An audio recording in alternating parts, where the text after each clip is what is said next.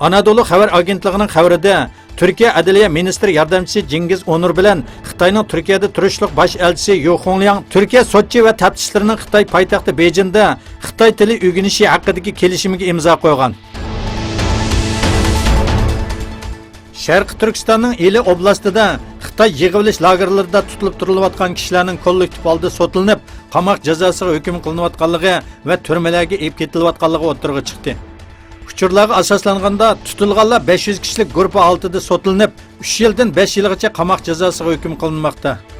Yaqinda bir qatamliq kollektiv sotda sotga qatnashgan tutqunlarning yaqinlarining untinsiz yosh to'kishlari sababli sot to'xtatilib, oldin tayyorlangan hukmnoma e'lon qilingandan keyin kishilar tarqatilib etilgan.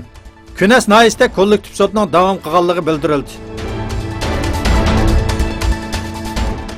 Tanzaniyadagi paroq cho'kkish vaqasida o'lganlar soni 224 ga yetdi. Tanzaniyadagi Victoria ko'lida 2 kun burun yuz bergan paroq cho'kkish vaqasida qazoq uchirganlar soni oshmoqda. Munosabatli doiralar o'lganlarning sonining 224 ga yetganligini, izlash xizmatlarining davomlashayotganligini e'lon qildi. Paroq shirkatining mudiri qo'lga olindi.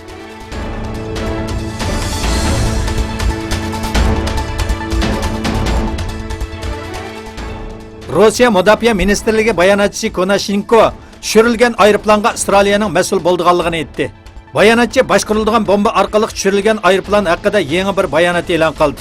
Bu bayonotda bu ish o'rtaq xizmat guruhining faoliyatlari doirasida 2015-yili imzolangan Suriyadagi ikki davlat armiyalari orasidagi voqealarning oldini olish kelishimiga xiloflik qilganlikdir dedi.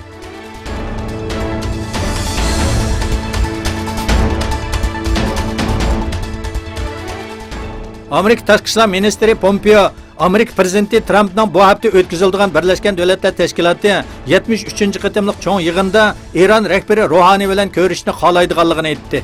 Pompeo prezident Trump har vaqt boshqalar bilan ko'rishdan xushallik his qildi dedi. Lekin ko'rish talabining Eron rahbari Ruhoniydan kelish kerakligini ta'kidladi.